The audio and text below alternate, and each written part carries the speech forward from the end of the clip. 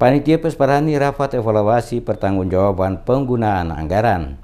Penyelenggaraan Pesta Paduan Suara Gereja Katolik Nasional pertama yang berlangsung di Ambon 27 Oktober hingga 1 November 2018 telah usai. Namun oleh panitia penyelenggara, tugas dan pekerjaan menyukseskan seluruh kegiatan penyelenggaraan belum berakhir. Masih ada satu persoalan yang tersisa, yakni sukses administrasi. Untuk menjawab sukses administrasi setelah sukses penyelenggaraan dan sukses prestasi, panitia Pesparani menggelar rapat evaluasi pertanggungjawaban penggunaan anggaran selama kegiatan Pesparani berlangsung.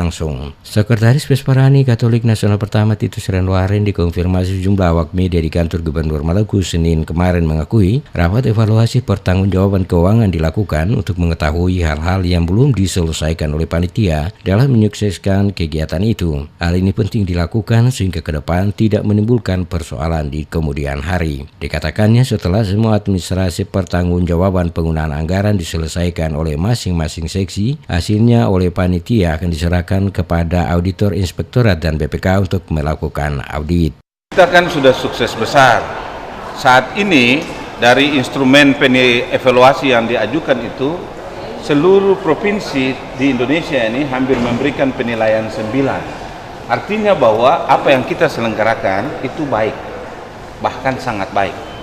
Nah, sekarang di kita selaku panitia ini kita evaluasi internal. Evaluasi internal ini untuk kita lihat mana mungkin ada utang piutang kah, masih ada masalah-masalah yang ketong selesaikan, dan semuanya sudah terkoordinasi dengan baik dan sudah ini dengan baik. Saya kira rincian masalahnya tidak perlu saya sampaikan.